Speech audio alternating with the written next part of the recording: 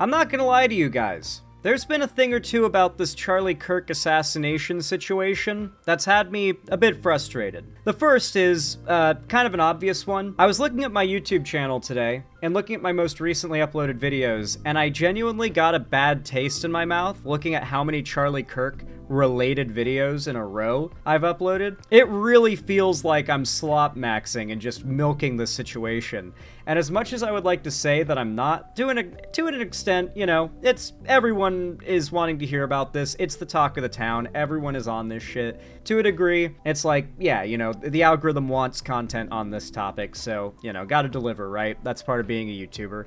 But then on the other hand, there's not much else I can really justify talking about right now, since Charlie Kirk's killing is not only what everyone else is talking about and focused on, but it is now causing a fracturing effect that is leading to numerous other relevant situations that will probably be establishing the new status quo in the world of politics in America for at least the next year. Like, we're going to be dealing with several spiderwebbing issues that came from this situation as recurring topics of discussion on the stream. And so, considering this issue is not going anywhere, not for a long time, it's probably important that while the right is doing the lion's share of their work to push their narrative, that we in real time, or as best as we can in real time, try to counter it. The other thing about this situation that's frustrated me has been the left's weird behavior around this. And I'm not talking about, like,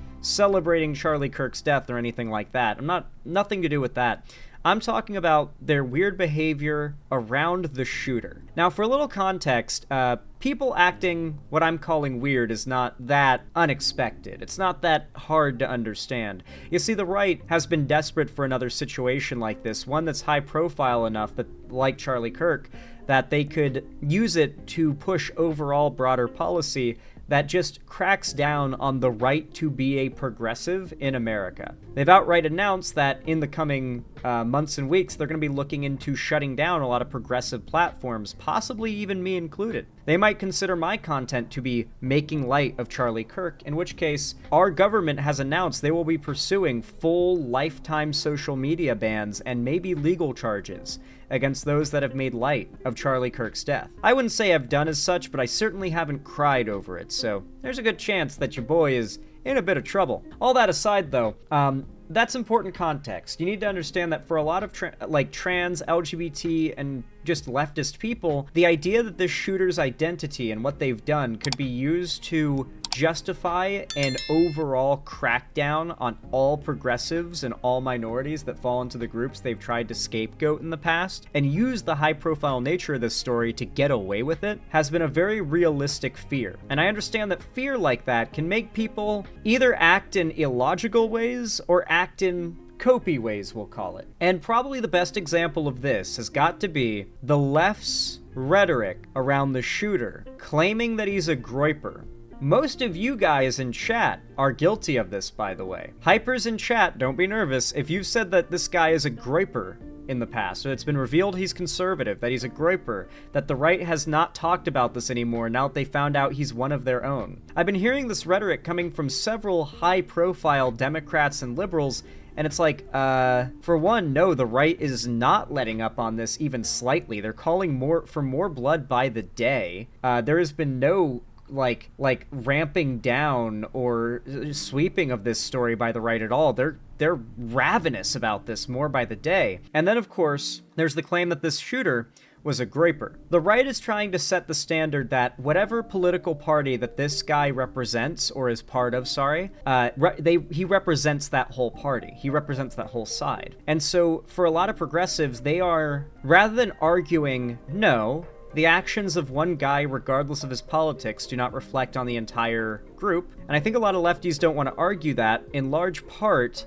because when we see a large, high-profile Nazi mass killing, we all want to attribute that as a sign of a larger trend among the right. Obviously, data backs up that there is a larger trend of that among the right, but using anecdotes to claim a larger trend, or to claim a monolithic tendency among an entire group as an umbrella statement generalizing is it's something the left wants to be able to do about the right, but does not want to have done to it about a figure that's on the left that does something that doesn't reflect very well on the rest. And that is why a lot of people have been saying, even though I guarantee you, those who have said that he's a graper either A, heard it from someone and are very confident that person you heard it from knows what they're talking about, or B, you're just saying it because you want it to be true. How do I know this? How do I know that the shooter was not a graper? Well, I've got some bad news for you folks, but it's important. A lot of new information came out today about the shooter, including some personal details, some testimony from family, and most importantly, leaked Discord logs between the shooter, Tyler Robinson, and, you guys aren't gonna like this, his transgender girlfriend, now fully confirmed by both federal investigators and several reputable outlets. Not only was his roommate/girlfriend a trans woman he was dating, but he had been heavily radicalized into leftism in recent years. He was a hardcore anti-fascist leftist who had been very recently radicalized through the internet, through online forums. I'm going to take a wild guess and say it's going to come out that he's a Hassan fan. What I've been saying for a while now, and you guys have given me shit, and you guys probably remember me saying it, is he's probably a Hassan fan. I wouldn't be surprised if he's a Hassan fan. The evidence makes me think he's a Hassan fan. No evidence I saw made me think he could be a conservative, besides that one costume that even itself looked kind of like it might be pro-Trump, if you look at, or anti-Trump if you look at it a certain way. And so, now we've got leaked Discord logs between Tyler and his girlfriend shortly after the shooting that I'm going to be reading to you. These logs have now been fully confirmed. At first they leaked, but then they've now been confirmed by several very reputable sources. And I'm going to read you the logs of the roommate/girlfriend of Tyler Robinson and like the conversation they had. This is shortly after the news came out of the shooting. It starts with, Robinson, drop what you're doing, look under my keyboard, read the note. Quote, I had the opportunity to take, well, I'm not going to read that word for word. He had the opportunity to take out Charlie Kirk and is going to take it. So what we start with is a line in which Robinson says to his girlfriend/roommate, look under my keyboard. I know you're probably reacting to the Charlie Kirk news. Go into my room and look under my keyboard. There's going to be a note there. And that note could only have been written before Charlie Kirk was shot, and that note says that he was going to go do it. So that is how he confirmed to his roommate, this is not a joke, that it was in fact him, and the news is true. And it was him. The roommate replies, what? With about 50 question marks. You're joking, right? With about 50 more question marks. No exclamation points, all periods. Very fucking serious. Robinson says, I'm still okay, my love, but am stuck in Orem for a little while longer yet. Shouldn't be long until I can come home, but I gotta grab my rifle still. To be honest, I had hoped to keep this secret till I died of old age. I'm sorry to involve you. Roommate, you weren't the one who did it, right? Robinson, I am, I'm sorry.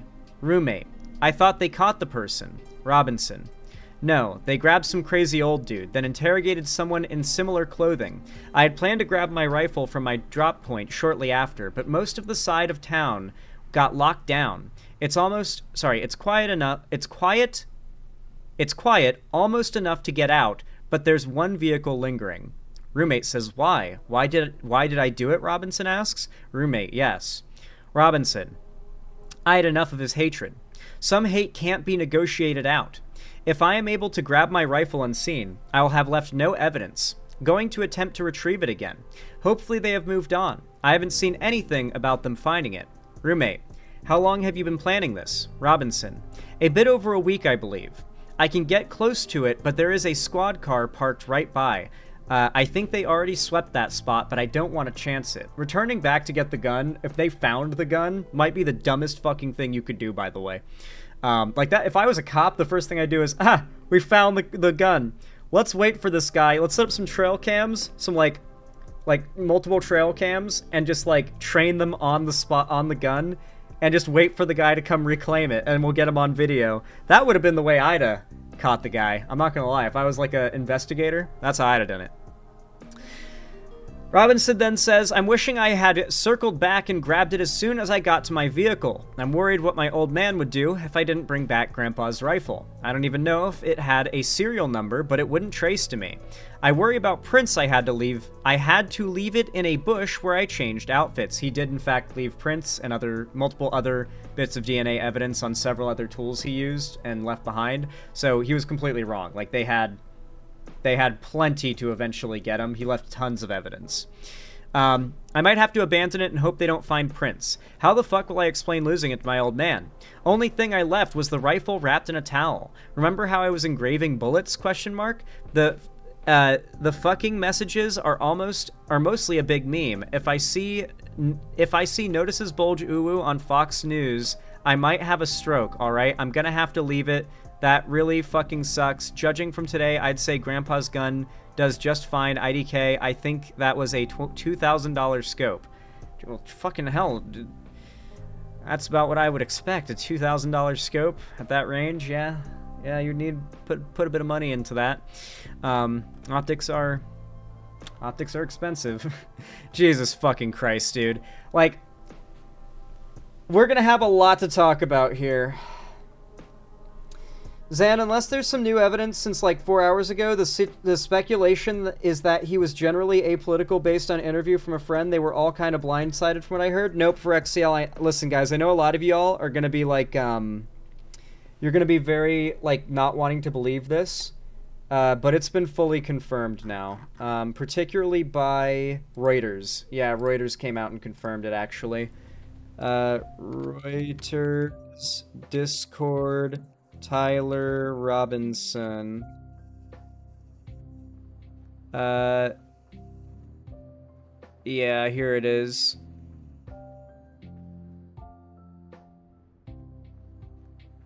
Yeah, here's BBC publishing it. Read the full text messages between Charlie Kirk suspect and roommate.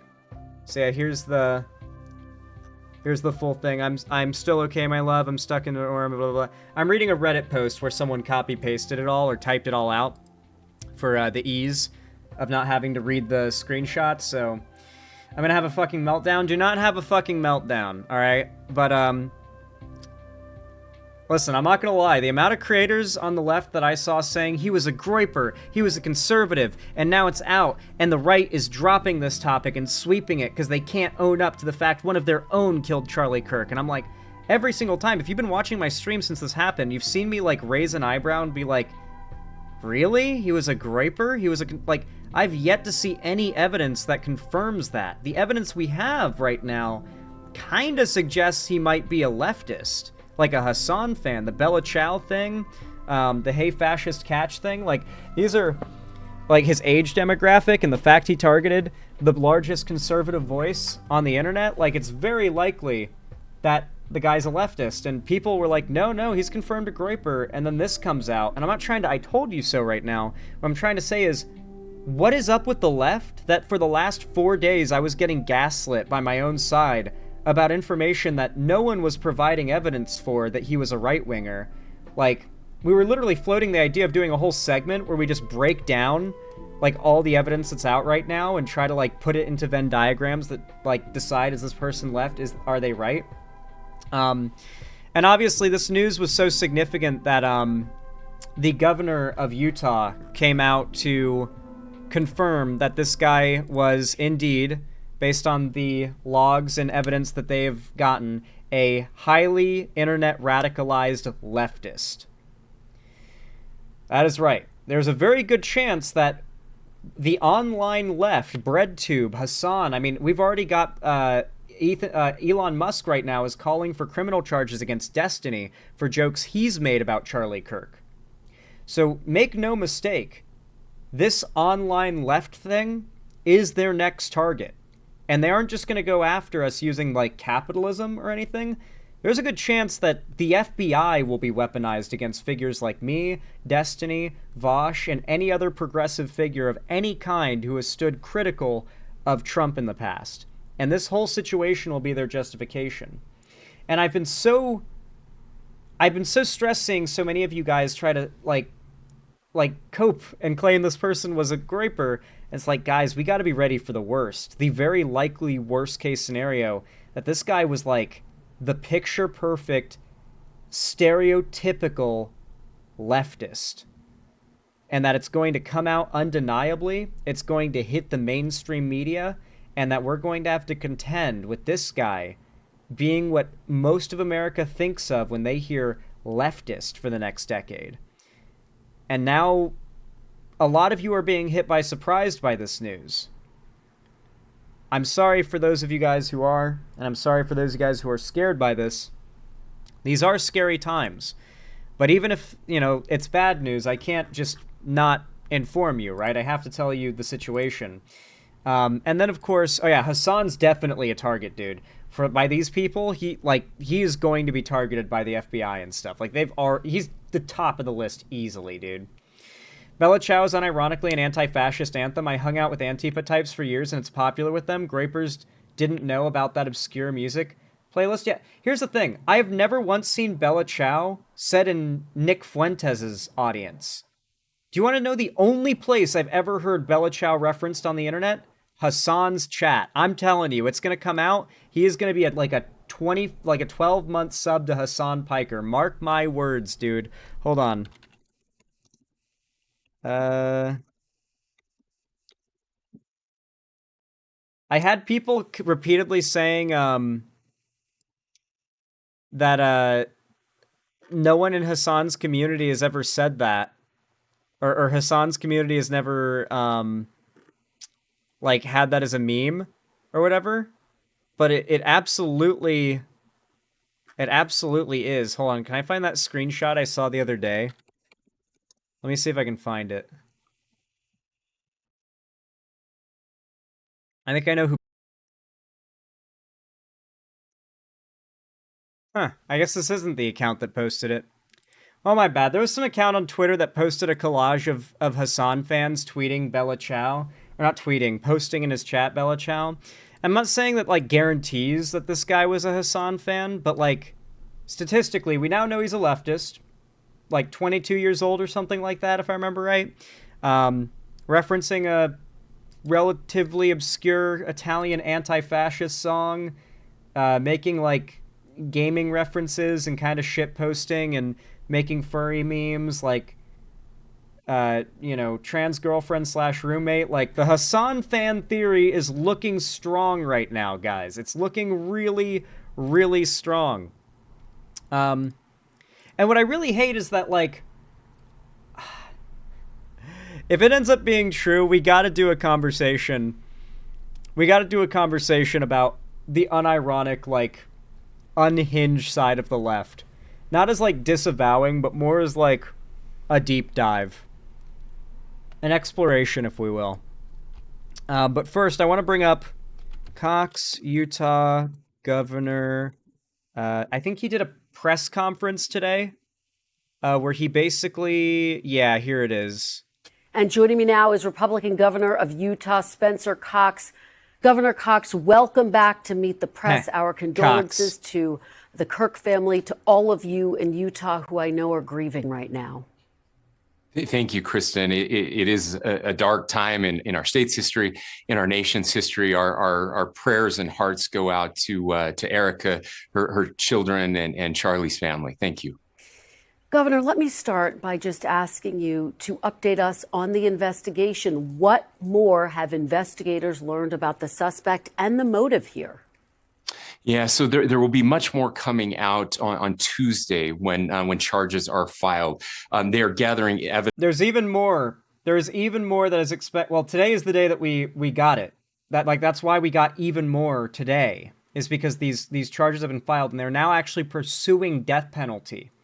It's very much looking like he's going to get the death penalty for this, which I think is legally sound.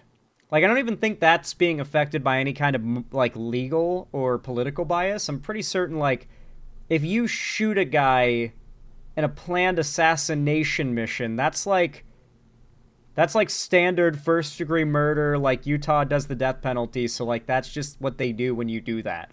Like I don't even like Charlie Kirk or no, I'm pretty sure that that particular act gets you the death penalty in Utah. That's just the state.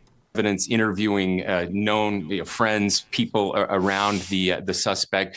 What we know so far, there are a couple things that we can confirm that have been reported. We can confirm that again, according to family and people that we're interviewing, he does come from a conservative family, but his ideology was very different than his family, and so that's. Well, let me just tell you. I also agree the death penalty should be abolished across the board, but when this guy does get the death penalty, are you excited to see all these conservatives who say you should never celebrate death to all unanimously be celebrating death? Like, you know there's going to be, like, parades, conservative parades in the street when this guy gets the electric chair or whatever. But right now we've got to endure the next, like, 6 months or year or whatever of the left likes political violence, the left just wants to see blood. Part of it. We do know that the roommate that we had originally talked about, we can confirm that roommate is a boyfriend who is transitioning from male to female. So we know the right-wing media has very much been sure to misgender the trans partner that Tyler had at every opportunity. So the term boyfriend is going to be used a lot. Just remember, it's actually girlfriend, trans woman, MTF. Know that piece. This is the governor of the state, by the way, who is about to make some statements about legal actions they plan to take against those who have made light of Charlie Kirk's death. The entire GOP is coming out to say they are planning to take legal action against the left for this. We'll say that person has been very cooperative with authorities, and we have additional evidence, forensic evidence that has been processed. We'll be sharing that when charges are filed on Tuesday. So everything that we know confirms that this is the person. The why behind this, again, we're all drawing lots of conclusions and how someone like this could be radicalized, and I think that those are important questions for us to ask. And important questions for us to answer. Governor, you say that the boyfriend, the roommate, is cooperating with investigators. What specifically have you learned from this individual, and is the suspect cooperating? So what we have learned specifically, the suspect is not cooperating. Is that this person did not have any knowledge, was shocked when they found out about it. When he found out about it, the suspect has not been cooperating so far, and so we're getting all of this information from family members, again people around the suspect, and then the forensic information that we have, which is confirming everything and more than what we were able to share in that initial press conference. Didn't Tyler live at home? What kind of Alabama bullshit is this? I've yet to hear any confirmed reporting that Tyler lived at home. Only confirmed reporting that Tyler had a girlfriend and roommate. That is this unnamed trans woman. Obviously the right tried to run with this is a trans shooter thing in the start, but like the fact that this was a leftist who killed Charlie because they believed he was hateful and also had a trans girlfriend / roommate and might end up being a fan of Hassan, a guy who has been caught on video no less than 50 times calling for terrorist attacks on America or celebrating already happened terrorist attacks on America, as well as doing several long, unbroken chains of propaganda for terrorist organizations that have been designated as such by the United States government. Dude, this is not fucking good, dude. And for the Hassan fans that always comment when I mention things like that, when did Hassan do that? That's fair, actually. I should show a clip if I'm going to reference something like that, so...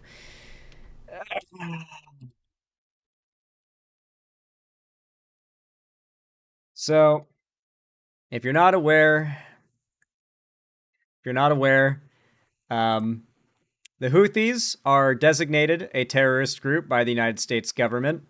Their flags oh wait, I have to watch a mirror, don't I? Here's the mirror. They're flags that you'll see, or particularly the posters, not the flags, the posters you'll see in a particular shot here. One of the lines reads, "A death to the Jews," or "Death upon the Jews," I believe it is, verbatim. Like, no, it's... No. Verbatim, I believe it reads, "A curse upon the Jews." A lot of, like, you know, Hamas, the Houthis, etc., a lot of, unfortunately, the anti-Israel groups, if you actually read their flags and stuff, they don't say "death to Zionists" or "death to Israel." Most of them specify "death to all the Jews."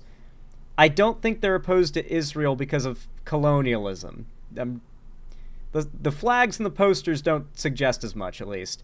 But Hassan ended up leaving this Houthi music video, like propaganda video, on for this other large streamer to watch as they did a collab together as Hassan went to use the bathroom, basically leaving him there to watch the like propaganda while Hassan's chat like peer pressures him into not calling out how odd this is.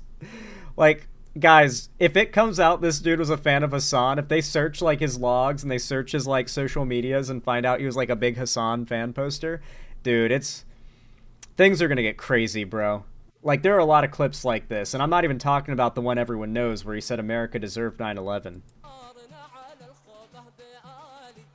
Did he leave me alone in a room with like a propaganda video playing? So far, it doesn't look too bad. You know, it's like, okay, well, the music's not too bad. You know, it's bopping, kinda.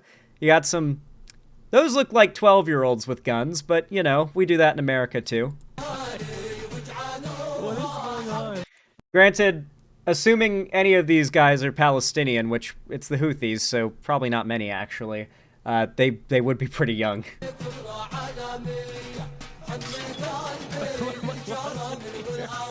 Here's the wild part. Can you explain this? Here's the wild part. You've seen a few shots, but do you guys see these signs that are like every one of them is the same? It's like a line of green Arabic text, 3 lines of red Arabic text, followed by a third or another green line, right?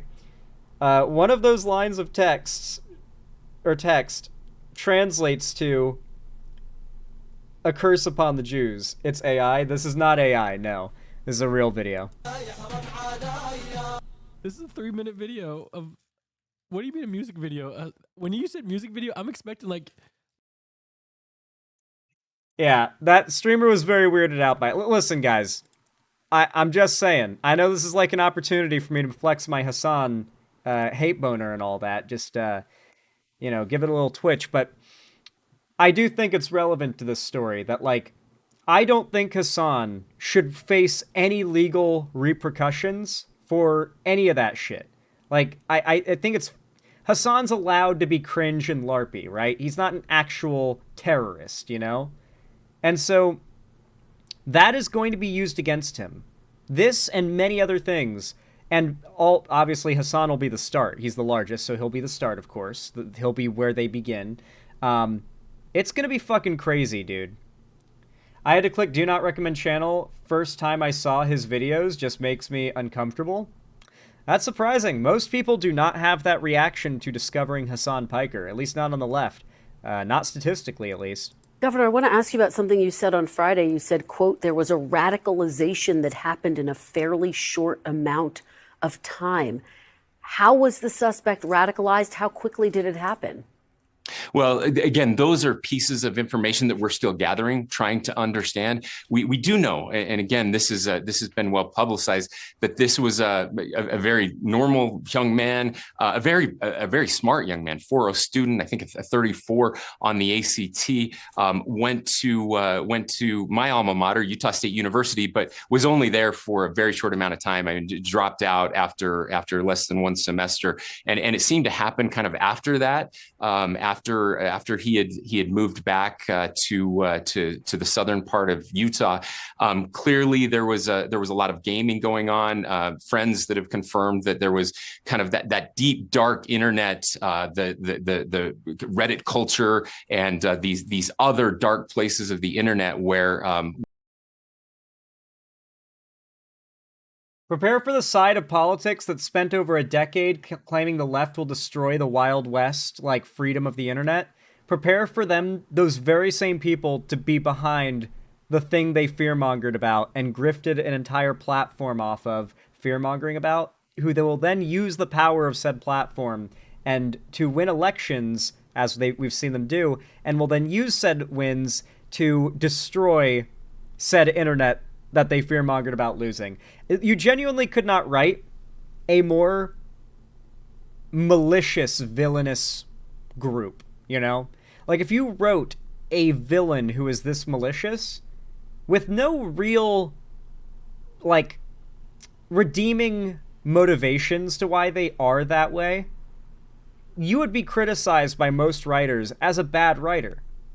Because how unrealistic is it for there to just be a group of people who are evil for the sake of being evil?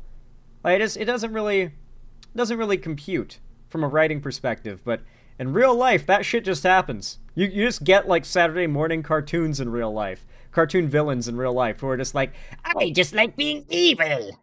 There's nothing more to it. Where this person was going deep, and you saw that on the casings. I think I didn't have any idea what those inscriptions, many of those inscriptions even meant, but they are, certainly the memification that is happening in our society. Hell, who here has watched the Boondocks? Here's a good example of like a Saturday morning cartoon villain that's literally real. Who's watched the Boondocks and seen the scenes with, like, the BET executive's office? And this head BET executive who's like, all I want is the destruction of black people. And she, like, she's just evil as fuck, like, cartoonishly evil. Now we have Candace Owens. If you're telling me that, like, Saturday morning cartoon villains don't exist in real life, then you're gonna have to convince me. That was a banned episode. It's not banned on HBO Max, let me tell you. I watched it the other day. Today. Governor, I want to delve into some of the messaging that we have heard from you. Lawmakers, governors of both parties across the country have frankly praised what we heard from you on Friday, your unifying message. You said you see this as a watershed moment. How can this nation step back from the brink, Governor?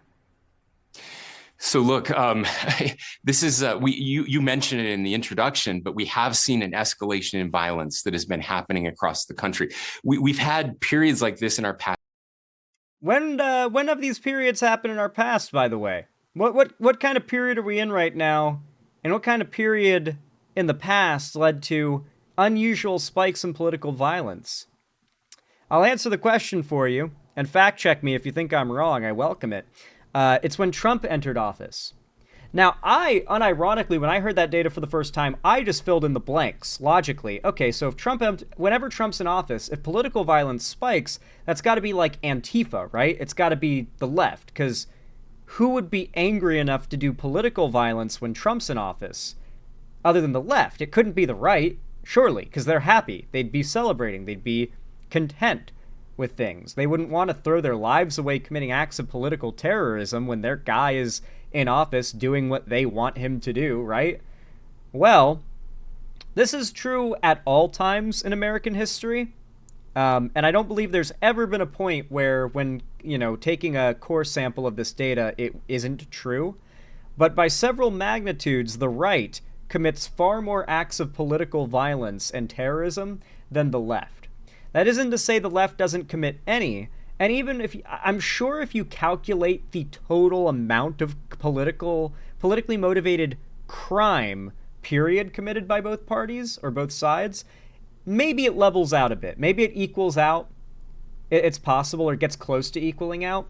The problem is, in all data that you will find, and I'll read some for you guys in just a moment after I finish saying this, the left is several times less likely to engage in any form of political violence, though the type of political crime the left does commit, for the most part, is property crime, which, come on, we all know that this is what the left is known for. Like, even when one of these big riots or whatever happens, like sometimes there will be deaths. Sometimes there will be, like, injuries and stuff like that. But for the most part, most of the stories about how, like, BLM protests have gone too far, they rarely have a dead protester or police officer or anything like that to sensationalize around. They normally have to sensationalize around destroyed property, burning dumpsters, burning cars, burning buildings. And don't get me wrong, these are bad things, but they aren't murder. And they aren't acts of violence on another person. And they're not categorized the same way for a reason. The right engages in assassinations, lynchings, and death mobs. The left tends to LARPily light a dumpster on fire and then, like, to try and make a scene, and then accidentally the fire spreads to, like, an outlet mall because they don't know how to put out a fire. And neither of these things are good, but I think we can all agree that if we want to talk about, like, what side is actually propelling America into political violence, I mean, there is one candidate. Every time he gets into office, political violence spikes. It's not because of the left, it's because of the right. Look at the data. The right commits several times more political violence than the left. And while I don't want to deny that when it does exist on the left, then it's an issue there too, I'm just not going to fall for the gaslighting that conservatives are throwing at me. I'm not going to pretend like the problem of rising political violence in this country is a bipartisan issue that is caused by both sides in equal measure. Not when the right is so clearly lying about the, like, undeniable, data-driven fact that they are the ones driving any rise in political violence occurring in this country. And they are trying to heap the entire blame on the left, who is simply not represented in this data. Anecdote does not equal data. It never will. No matter how many wild stories of trans or gay or LGBT shooters or leftist shooters or assassins or whatever you want to blow up in the media cycle, it won't change the fact that these individual stories just don't add up to represent a trend in the data that you're trying to suggest exists. The right definitely has the precedent with political violence. I mean, they keep on proving themselves to be on top in that area every year. Past history, I've mentioned before, in the late 60s and early 70s, certainly we saw these types of high-profile political assassinations. Another dark time in our history. Yeah, who was that high-profile political assassination? Or, well, okay, to be fair, in the 60s there were a few. Okay, all right, Kennedy, okay, sure, all right, but MLK. Come on, we're gonna pretend. To be fair, the right has been on like a decade plus long crusade of claiming MLK was a secret conservative, when in fact he was a secret, not so secret socialist, like not so secret to the point where you can find writings where he talks about the evils of private ownership and the profit incentive, but just... People keep waiting for somebody to lead us out of this, and I think that's a mistake. I don't think any one person, certainly not a governor, I don't think a president, I don't think anyone can change the trajectory of this. It truly is about every single one of us. Come on, there is definitely someone who can change the trajectory of this, and because it is Trump who is in office that causes these spikes in political violence, and Trump whose rhetoric seems to be inciting his side into committing it, statistically speaking, would Trump have cooling down the rhetoric have prevented this particular killing? It's possible, though speculation is worth nothing in that respect. I am confident in saying, though, that future killings will be stopped if Trump turns down the temperature with his rhetoric. If Trump did a Biden or any other candidate, even I think Romney and other, like, what they call rhino Republicans did a good job of like engaging in rhetoric that cools the temperature down across the board and doesn't try to heap blame on an entire group of people, right? The guy who did it is in prison and probably going to get the death penalty. If people want justice, then they've got their justice. The people who are angry and going after the left right now absolutely do not want justice. That is not what is motivating them. In fact, most of the grifter pundits that are saying they want justice right now, let's be real, they're milking this topic for every penny they can. As they should. They're YouTubers. That's what you do. But they're also trying to pretend like Charlie Kirk's death affected them way more than it clearly did. Like, at this point, they're clearly not sad about it anymore, and they're just hyped that it's an opportunity. And I can't emphasize enough Remember, the like, damage if the retention and views of your average conservative like audience was a buffet, Charlie Kirk was the guy eating most of the food at the buffet by a lot. Like, Charlie Kirk was so much bigger than you guys know.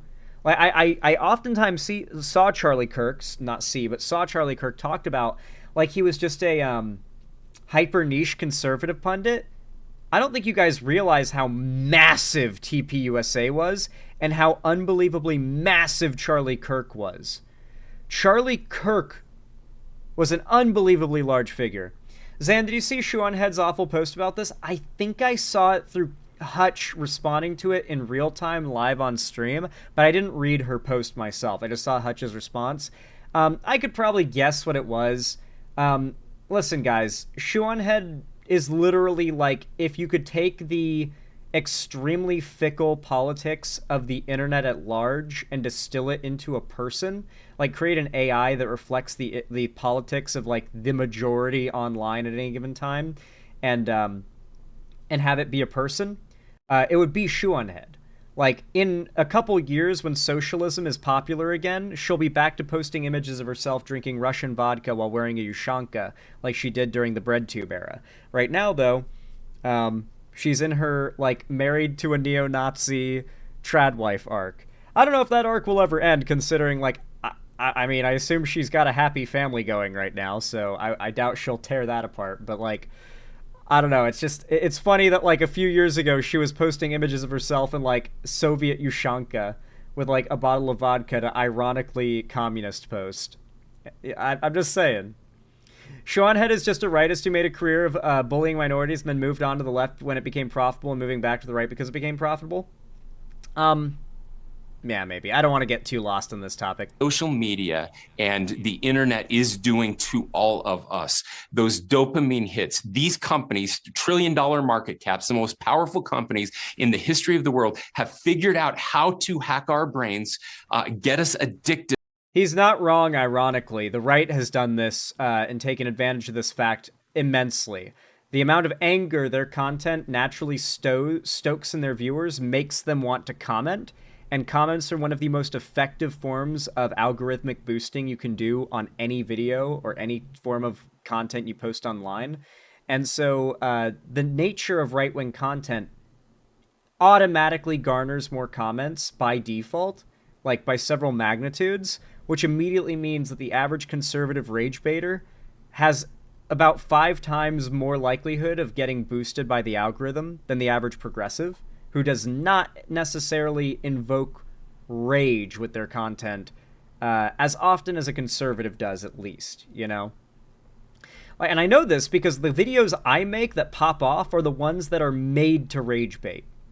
My videos that are made to rage bait always go viral. Like, if I need a video to go viral, I'll rage bait. I'll purposefully rage bait, and it works.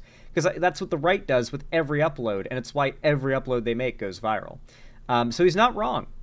The right has taken great advantage of the fact that rage gets clicks. But what I am worried about here is that he's clearly orienting the conversation around censorship of the internet. And if you're not getting those vibes right now, then you clearly don't actually care about the internet being censored, because that's clearly what he wants. To outrage, which is the same type of dopamine, the same chemical that you get from taking fentanyl, get us addicted to outrage and get us to hate each other. I'm seeing it in real time since the tragic death of Charlie Kirk. I'm seeing it in every corner of our society. The conflict entrepreneurs are taking advantage of us, and we are losing our agency, and we have to take that back. We have to turn it off. We have to get back to community, caring about our neighbors, the things that make American great, serving each other, bettering ourselves, exercising, sleeping, all of those things that this takes away from us. Well, Governor, you referred to social media as a cancer on Friday. That's an incredibly strong word. Do you believe that social media played a direct... Get ready for a massive wave of internet censorship.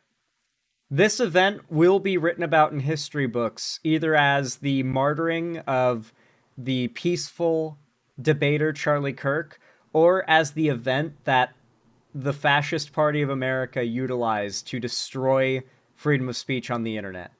Because I do think that, like, we are living through events that will end up in history books. And I will want to buy those history books when they become available to read the, like, the history I experience that future children will read about, and what the framing will be, you know? Because you never get to experience that. You never get, like, it's a very rare experience to have witnessed something and to see the official history and to be like, how does that measure up to what I know happened? Because I'm a firsthand witness and was there for it. It's a interesting vibe. Role in this assassination. I believe that social media has played a direct role in every... To be fair, I wasn't a firsthand witness of the shooting, but I'm a firsthand witness of this historical time in this time in politics, you know? Single assassination and assassination attempt that we have seen over the last 5-6 years. There is no question in my mind that cancer probably isn't a strong enough word. What we have done, especially to our kids, it took us a decade to realize how evil these algorithms are, and we're doing evil. everything in Utah. First state in the nation a couple years ago to pass comprehensive reform. Sadly, these most powerful companies on earth are suing us to prevent us from implementing these. By the way, what he's talking about is the ID verification laws, where you have to give these companies your ID in order to use them.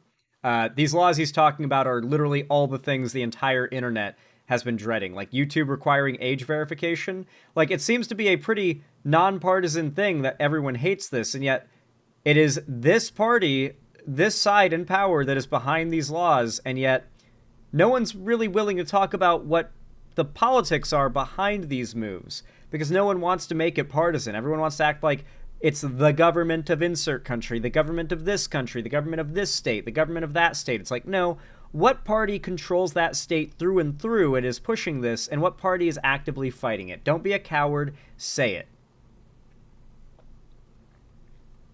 Hell no, I'm not going to give my ID to watch YouTube. Thankfully, for now, if you watch content that is not likely to trigger YouTube into thinking you're a child, it's unlikely you'll ever encounter that, like, system. Like, for me, I've had my account going for over a decade now, or about a decade now. My account is a decade old, though I've been uploading for like 6 years. And then on top of that, I've got, like, my payment stuff attached to my YouTube for, like, YouTube Premium and whatnot. Yeah, and obviously I'm like pretty verified in a lot of ways, so I don't think I'll ever have a problem with it. But a big part of what it takes into account is your account age and the kind of content you search and watch. So if you watch adult-oriented content and search for adult-oriented topics, it probably won't ever flag you as a kid. I want to play you a little bit of what we heard from President Trump this week and get your reaction. Take a look.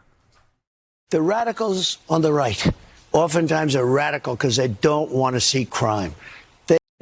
Of course, we're getting all of the hand-waving of any form of radical right-wing violence, which, if you look at the data, is several times more common than the left. This is literally all about turning a mountain into a molehill for the left in order to justify mass violence against the left and calling it defense or retribution. And for a hand-waving of the very big elephant in the room that this entire time the right has had a massively disproportionate tendency to engage in deadly violence against people because of their political beliefs. Like, the right has been in this, like, situation where if anyone Googles the actual stats, they find out the situation, the reality of it. And so they're trying to turn what should be their biggest L into their biggest W. They're going to use, like, the fact that they are the most violent to spread a lie that the left is the most violent, and then use it as justification to be violent against the left and to receive no pushback from the broader population. They don't want to see crime. Worried about the border. They're saying, we don't want these people coming in. We don't want you burning our shopping centers. We don't want you shooting our people in the middle of the street. The radicals on the left are the problem, and they're vicious, and they're horrible, and they're politically savvy. What is your reaction to that message from President Trump, Governor? Well, look, I've talked to President Trump. President Trump is angry, and he has every right to be angry. A lot of Americans are very angry right now, and there clearly was a leftist ideology with this assassin, and so I totally understand that anger. I also wish you would have played the clip where he quoted Charlie Kirk about the importance of nonviolence, because he said that too, and I would also like to say that if you quote Charlie Kirk about a number of issues, these people will come after you. Two examples being his line about how he said that to protect the Second Amendment, gun deaths are necessary and worth it. If you quote him on that, these people will come after you, because they will rightfully see it as him, as you pointing out that he is engaged in rhetoric that would, most people seem to logically just come to the conclusion that you are saying that he deserved it. You don't have to say he deserved it, but if you say that, then they will come to the conclusion that that's what you mean for some reason. And who would have thought that? So he said that he believes gun deaths are worth it for the Second Amendment, and he's also said, in no uncertain words, that empathy is a disease, a sickness in our culture, and that we need to root empathy out from our society in order to save it. I'm sorry, but a man who says gun deaths are worth it for the Second Amendment and empathy is evil, is one of the greatest evils in society, does not sound like a man who would want you to mourn his death because of firearm violence. And when people point out that dramatic irony, that this is a guy who clearly did not expect to ever get shot, like specifically, there, of course, these people are now coming after them. Everything ranging from getting swaths of them fired from their jobs, which they have succeeded at. Asmongold and Grums have been the primary pushers for this, like rallying conservatives to mass report people to their jobs for jokes they make online. It must be like, imagine like this greasy gremlin of a millionaire streamer rallying his like neckbeard loser fans to get like normal employed people fired from their jobs for joking about another multimillionaire, like, hateful piece of shit who got shot by someone unrelated to any of these people who are joking about it. Literally just, if you make jokes, we will get you fired. And of course, when you point out the dramatic irony in the fact that this is the same thing the right claim the left is bad for doing, they say, as if they've had it queued up and ready, knowing you would say this, they say, well, no. You woke people did this for decades. Now you're getting a taste of your own medicine. You can just cry about it. So they acknowledge the hypocrisy and the fact that they've spent so long claiming the left does these things, and now they're very openly doing these things. But their justification is, this is the right finally snapping and sort of hitting the kid who's been flicking them in the back of the ear for weeks in class, right? The right is claiming that they've been reserved, and they have held their composure for too long, and now they're finally lashing out in response, not for no reason. They're playing the victim. I can tell you that the president has reached out to me. He reached out to me after the press conference and thanked me multiple times for my words. That's probably a surprise to people. He also, the reason I'm doing these morning shows, I don't do much national press anymore. The White House asked us to come on and to talk about this because they're worried about the escalation that's happening out there. But again, I don't know why we feel like we need to take our cues, that we as Americans have to get up in the morning and decide how we're going to react or act based on what the president says or what a governor says. That I can't control. No one is arguing that's how things should be. But if you're going to pretend like the president of the country, who is also the leader of the party that controls every branch of government in that country, if you're going to try to claim his rhetoric that he's constantly spewing on national television and on the largest social media platforms on the internet on a daily basis do not set the standard for how the rest of politics feels and acts. Like, if you think Trump saying death to the left wouldn't lead to every conservative calling for the same, then you're an idiot. Like, I'm not saying that's how it should be, but you're an idiot if you're unwilling to acknowledge that that's how it is. or what anyone else says. In my conservative philosophy, and quite frankly, in my faith philosophy, we believe in agency. We believe that we are each individually responsible for ourselves. And the United States of America is a collection of a lot of different people. And again, no president is going to lead us out of this. It's going to be every single one of us. Governor Spencer Cox, we so deeply appreciate your joining us. Why is his resting face a scowl? Like, listen, I'm gonna be honest, my resting face isn't like an active smile. My resting, like my sort of like, I just made a point and I'm just sitting here like chilling, I'm not sad or happy, it's just kind of like, it's like I've kind of made it into kind of mewing. But like, if this is your resting face or whatever, you're like just, you know, content face, then man, you gotta train that out. I guess he still won his election, so maybe not, but I don't know, I just think that's quite silly. I can't help but make fun of him for it. Better stay out of Utah, huh, chat? Alright, folks. With that said, if y'all enjoyed this video, and y'all found my commentary fun, engaging, or entertaining, then please consider leaving a like and a comment down below on this video when it comes out on YouTube, or on the stream if you're watching it live. It really does help a lot, and it's the main way, really the only way that you guys can boost the channel and the algorithm to reach more people. Only about 10% of people hit the like button and comment on my videos, and I'm thankful to all those people, but if more could do it, it would help to beat the conservative domination of the algorithm that we all have to contend with every day.